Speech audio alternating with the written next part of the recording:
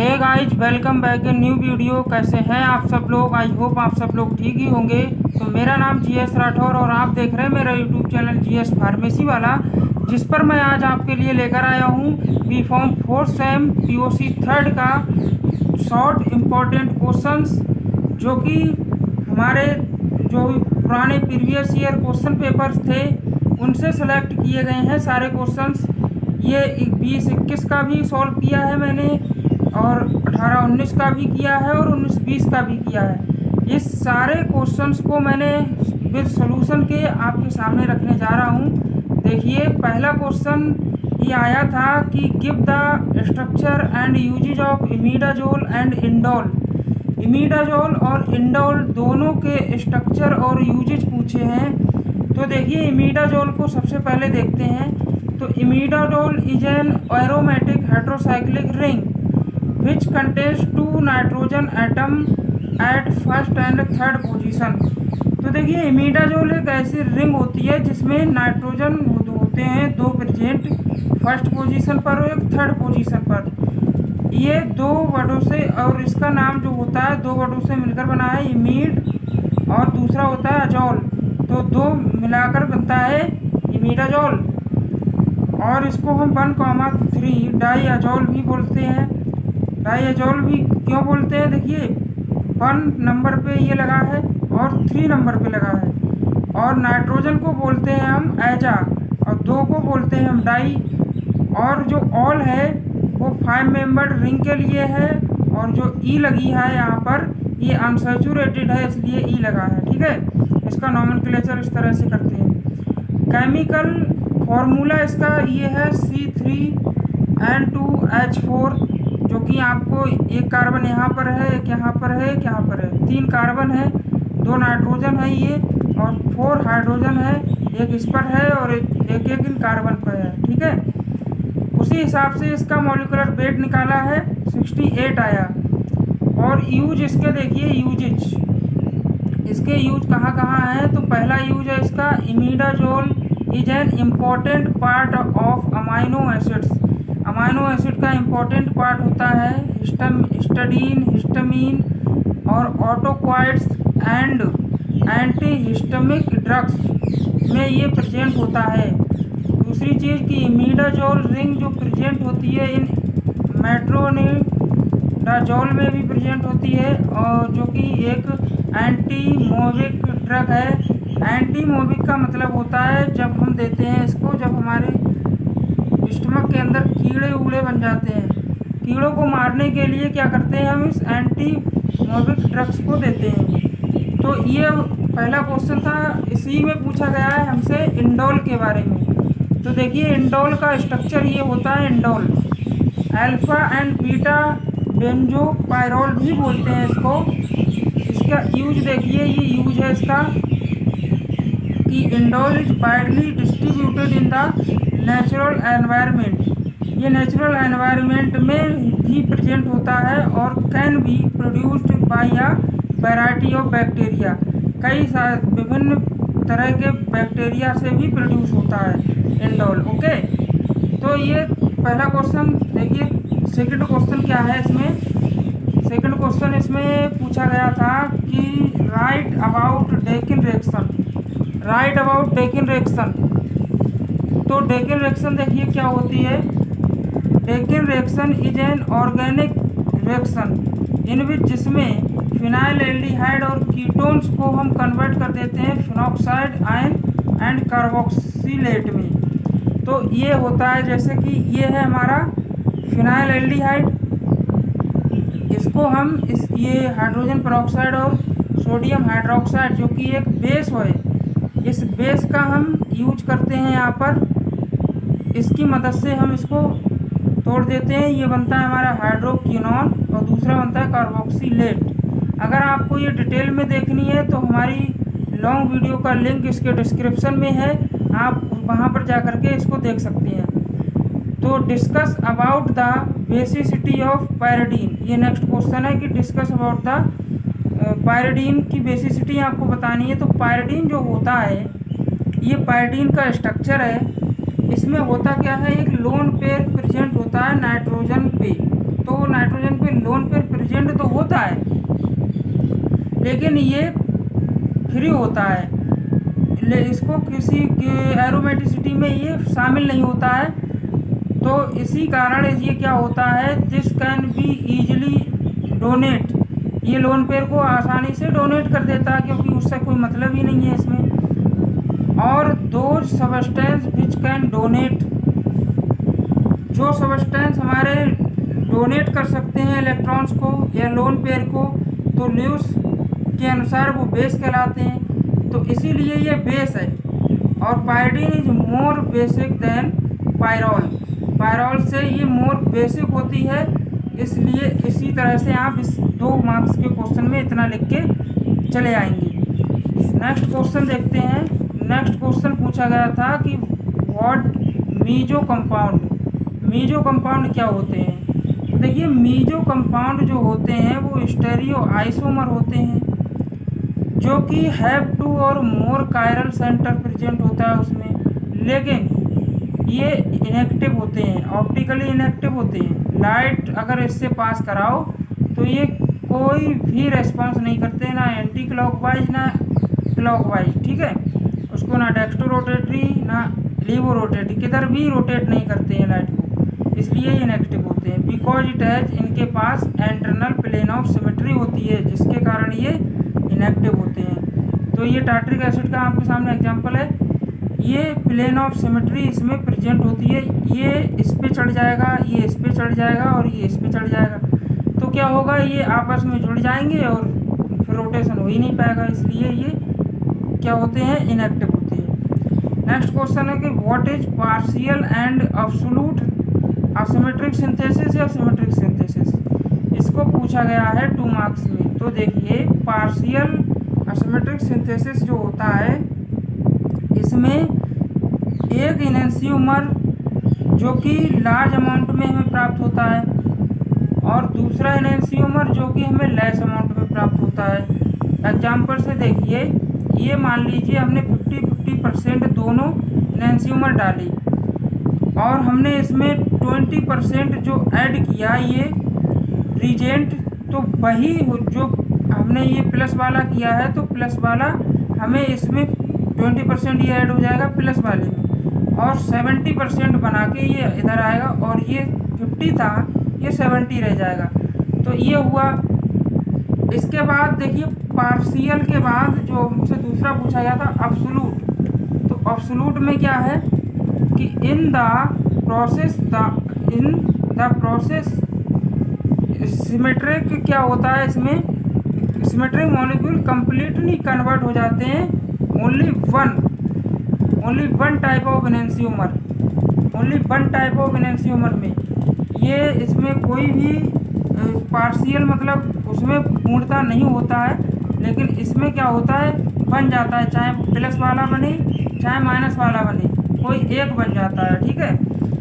तो इसीलिए इसे हम एब्सोल्यूट असिमेट्रिक सिंथेसिस कहते हैं। और इसमें फिजिकल मेथड के द्वारा, फिजिकल मेथड में हम इसमें सर्कुलरी पोलराइड लाइट यूज करते हैं या फिर ईस्ट यूज करते हैं। यहाँ पर हम ईस्ट यूज करते हैं या पोलराइड लाइट का यूज करते हैं, ठीक है।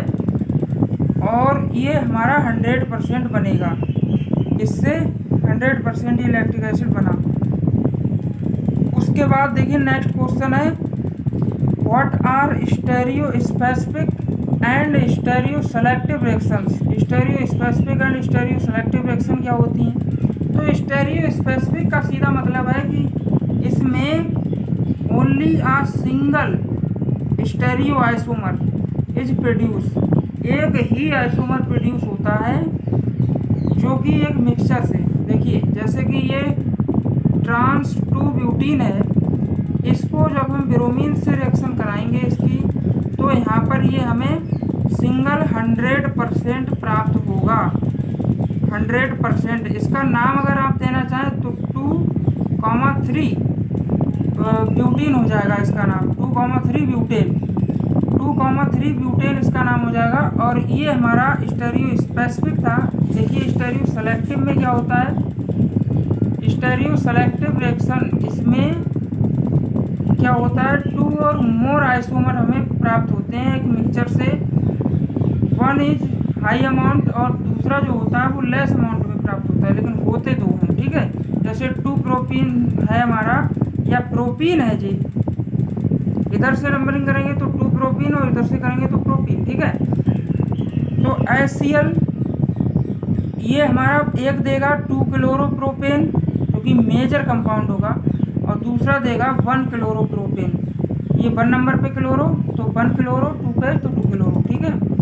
नेक्स्ट क्वेश्चन इसमें है कि what is D and L nomenclature. ये आपको पेपर में भी दिखा दूँ, देखिए यहाँ पर पूछा गया है, ये टर्म है डी एल नोमेनक्लेचर। ये क्या होता है, देखिए डी का मतलब होता है डेक्स्ट्रो रोटेटरी और एल का मतलब होता है लीवो रोटेटरी।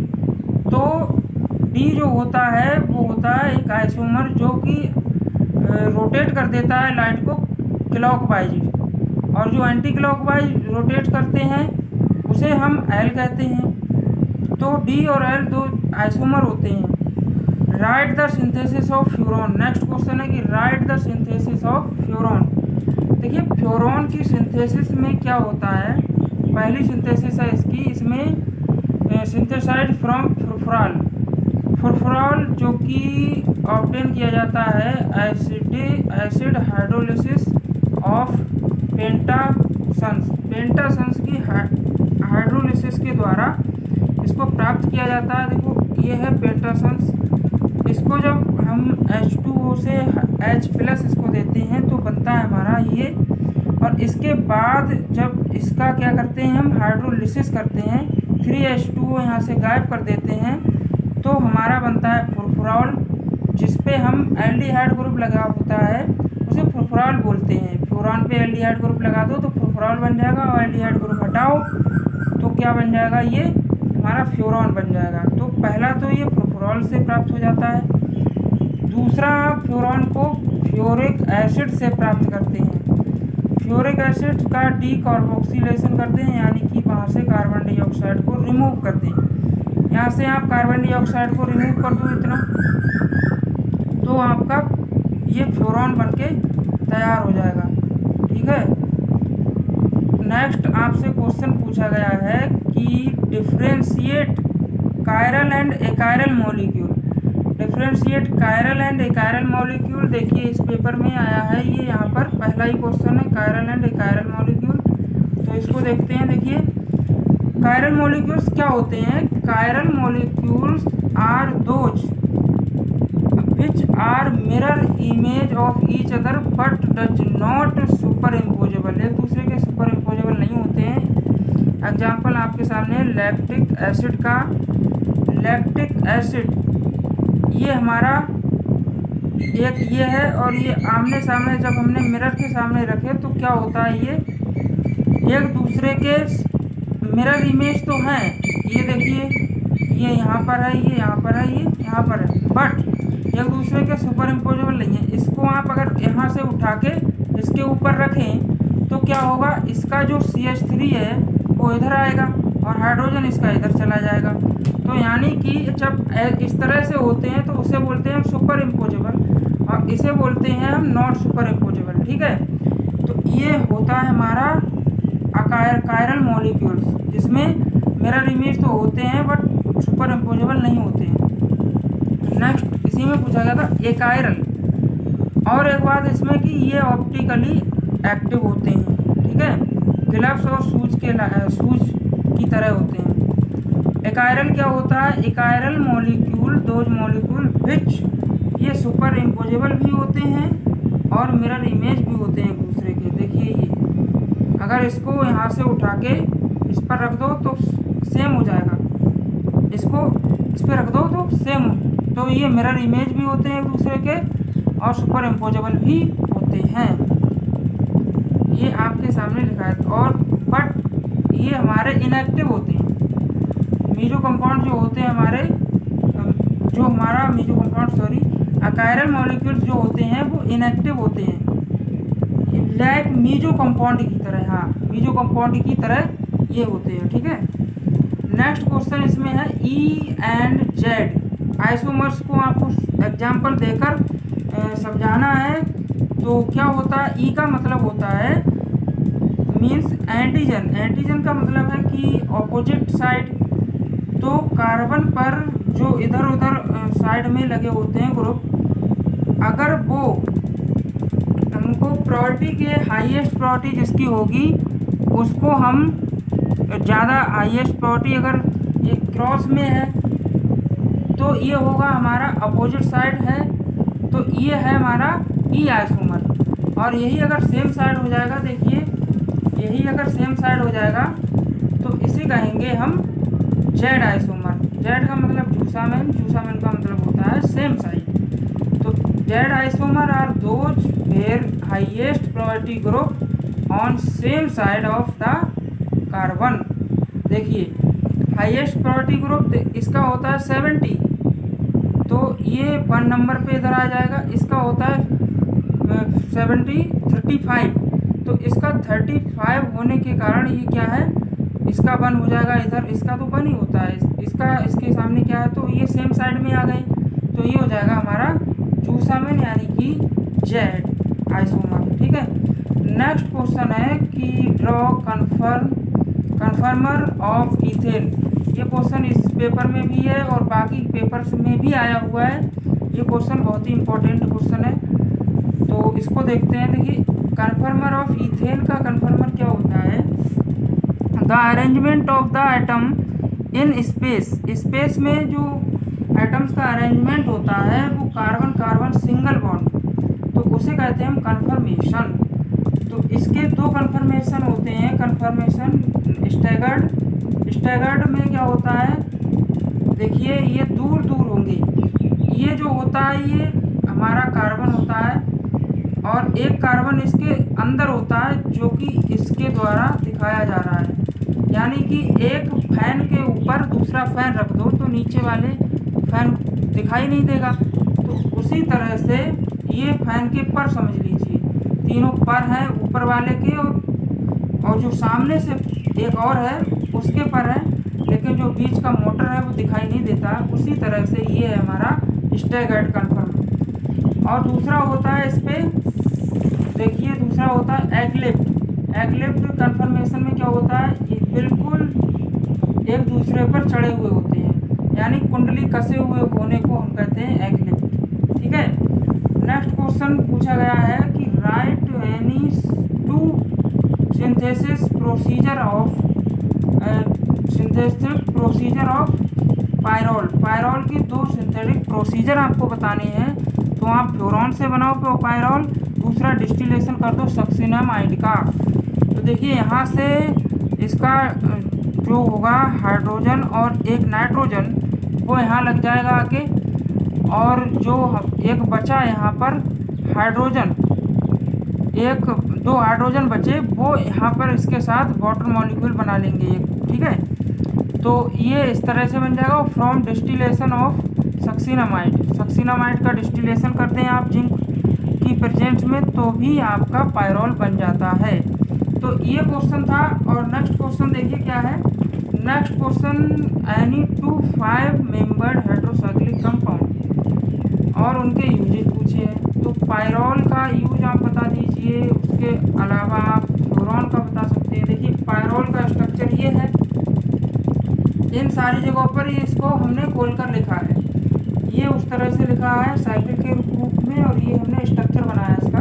तो वो है इसका मॉलिक्यूलर फार्मूला जो होता है वो होता है कार्बन 4 होते हैं, एक कार्बन है, देखिए दिख रहे हैं आपको 4 कार्बन। देखिए ये इसके यूज देखते हैं। पायरोल जो होता है, पायरोल स्ट्रक्चरल कॉन्स्टिट्यूंट होता है ये हीम का। हीम मतलब जो हमारा हीमोग्लोबिन होता है उसका, उसमें हीम पाया जाता है।